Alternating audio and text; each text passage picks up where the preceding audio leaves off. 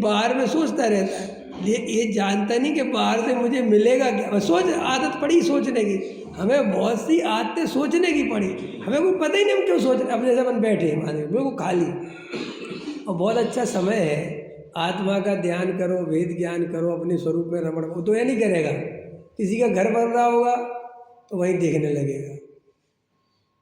ये दीवार देखो कैसी बना रहा है, थोड़ी तिरछी बना रहा है, देखो इसमें इसने ना सही नहीं लगाया, ये ईंट सही नहीं है। अब इससे कहो कि तुम्हें क्या लेना देना है, तो पता क्या कहता है, बैठे बैठे करें क्या, क्या क्या तर्क है उसका, भाई बैठे बैठे क्या करें। अब तो आजकल ये मोबाइल आ गया तो लोग इसमें लगे रहते हैं, तो ये बाहर के खुरापात बच गए। तो पहले पता लोग ऐसे ही है, दूसरे का मकान बन रहा है वहीं कुर्सी डाल के बैठे, बन दूसरे का रहा है। उनसे पूछो आप ही वहाँ क्यों बैठे, अरे देख रहे कैसा बन रहा है। तो ठीक है, एक काम करना, हम रोटी खाने जा रहे हैं, तुम देखते रहना। हाँ हम देख रहे, तुम जाओ तसल्ली से, लेना ही नहीं, कुछ देना ही नहीं, देख रहे। तो अपन तो अपने जीवन में अपन को संसार की रुचि क्यों है, अपन संसार में क्यों रहना चाहते, अपन को पता नहीं है। अपन ने कोई निर्णय नहीं किया है कि हमने कोई निर्णय लिया कि नहीं हमें संसार, हमें पता ही नहीं, हम तो बहती गंगा में बहते जा रहे। कोई पूछ रहा कहाँ बैठ जा रहे हो, पता ही नहीं कहाँ जा रहे। ऐसे हम आपसे पूछे कि आपको संसार की रुचि है क्या, संसार की रुचि ये क्या होती है, अरे तुम्हें संसार में रहना है क्या, ये क्या होता है। क्यों इतना बेहोश पड़ा है कि संसार क्या है, संसार की रुचि क्या है, यहाँ रहने का मतलब क्या है, मैं कौन हूँ, मैं कहाँ से आया हूँ, ये स्त्री पुत्र मकान दुकान कौन है, ये कहाँ से आए, मैं पहले कहाँ था, इसके बाद कहाँ चला जाऊँगा, कल तक तो मैं यहाँ नहीं था, और एक कल आएगा जब मैं यहाँ नहीं रहूँगा। होगा कि नहीं, इस दिल्ली में तुम कल तक थे नहीं, और कल फिर आएगा कि तुम नहीं होगे, लेकिन ये दिल्ली तो होगी ना, है। तो दो कल के बीच में आज फंसा है, समझ में, और दो कल के बीच में आज फंसा है, और तुम दो कलों में नहीं रहोगे, कल भी नहीं थे और आने वाले कुछ समय बाद फिर नहीं रहोगे। लेकिन ये जितनी देर के लिए है उतनी देर में भ्रम से ये दिल्ली मेरी, ये मकान मेरा, विश्वास नगर मेरा, मंदिर मेरा है, और ट्रस्टी फ्रस्टी बन जाए तो संस्था मेरी, इसका मालिक मैं हूँ। आचार्य कहते देखो कैसा पागल है, होश नहीं, थोड़ी देर पहले कुछ नहीं था और अभी 5-10 लाख दे के कहता है इसका मालिक हूँ, और अभी थोड़ी देर बाद फिर सुहा, फिर कुछ नहीं रहेगा। लेकिन वो थोड़ी देर का जो मौका मिला है उसमें निगोद जाने की तैयारी करता है। देखो अपनी कैसी दशा है, एक तो अपने को पहले शक्ति नहीं थी विचार करने की, पड़े थे निगोद में, पड़े थे एक इंद्री दो इंद्री मिट्टी के ढेले के समान, सो जड़ पदार्थ ही जैसे थे, नाम के चेतन थे। और वहाँ जब चेतन की शक्ति प्रकट हुई तो इस मूर्ख ने चेतन होकर चेतन के बारे में नहीं सोचा, पुद्गल के बारे में सोचा। समझ में आया कि नहीं आया। शक्ति किस में प्रकट हुई, चेतन में। शक्ति किसकी बढ़ी, चेतन की। और शक्ति का उपयोग काय को किया, पुद्गल को संवारने में, पुद्गल को सजाने में। गजब है कि नहीं। चेतन को सजाने की याद नहीं आई। ये बड़े बड़े वैज्ञानिक, बड़े बड़े इंजीनियर, बड़े बड़े डॉक्टर इंटेलिजेंट होते बहुत ज़्यादा, समझ में, बहुत ब्रिलियंट लोग होते हैं, IAS बनते ऐसे ही थोड़ी बन जाते हैं, बहुत ब्रिलियंट होते हैं। चेतन की शक्ति ज़्यादा है कि नहीं उनमें। लेकिन देखो उनने अपनी सारी शक्ति, किसी ने देश को बनाने में, किसी ने विज्ञान मशीनें बनाने में, किसी ने इलाज करने में, दवाई दारू खोज करने में, कोई पुल बनाने में, कोई कुछ बनाने में, ऐसी दुर्लभ पर्याय, ऐसा दुर्लभ जीवन वो पुद्गल को संवारने में लगा देता। और पुद्गल का क्या है भाई, अरे दे कुछ नहीं। देखो भाई लगता है संसार तो जब बैलगाड़ी चलती थी तब भी चलता था, और मेट्रो चल रही है तब भी चलता है। क्या फ़र्क पड़ जाता है जीव को, क्या मिल जाता है कि नहीं साहब बैलगाड़ी से 10 दिन में पहुंचते थे, अब आधा घंटा में पहुंच जाते, तो क्या मिल जाता है, आधा घंटा में पहुंच जाते हो। तो पहले लोगों के पास 10 दिन का टाइम होता था जब 10 दिन में पहुंचते थे। आज लोग आधे घंटे का टाइम नहीं है, उसमें भी कहते और जल्दी करो कुछ, और 15 मिनट में पहुंच जाए।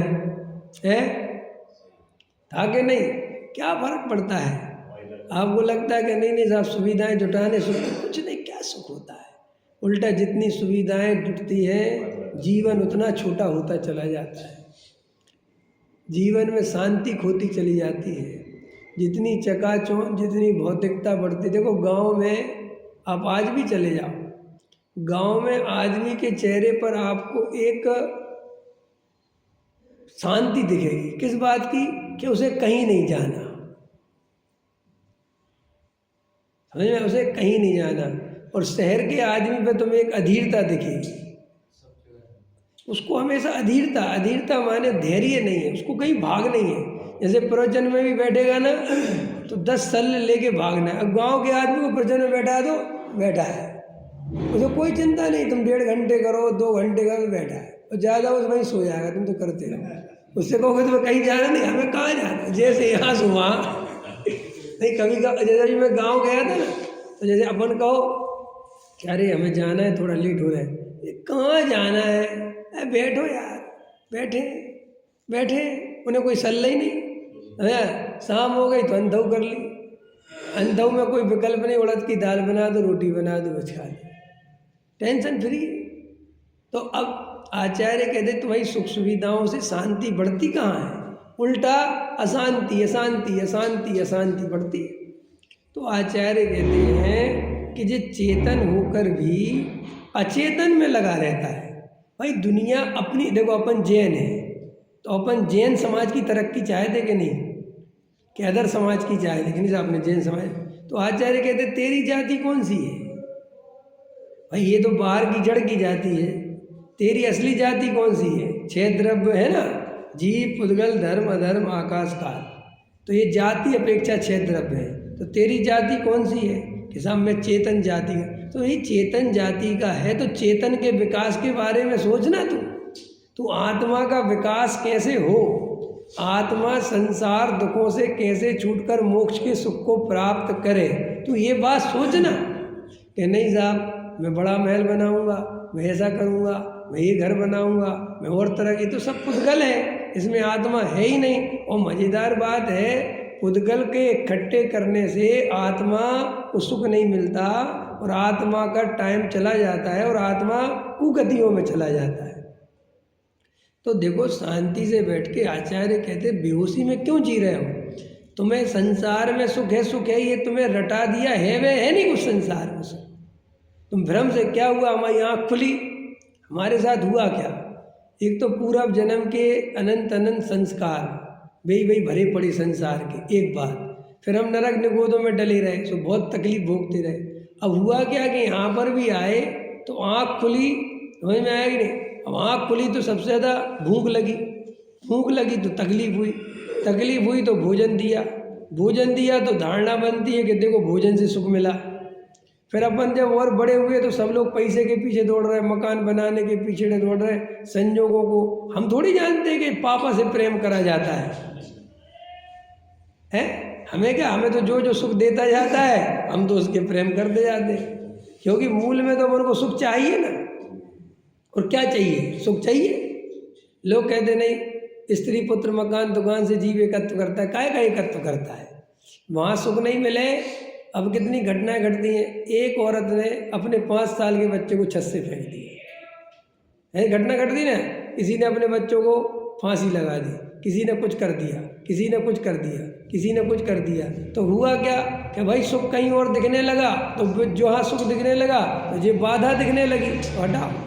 तो जीव तो भ्रम वास्तव में कहता है कि हम परद्रव्य के पीछे पागल है, सुख के पीछे पागल है। काहे के पीछे पागल है? अब आचार्य कहते हैं तुम सुख के पीछे पागल हो तो थोड़ा शांत हो जाओ, शांत होकर देखो क्या सुखी होने का उपाय ये परद्रव्य हो सकता है क्या?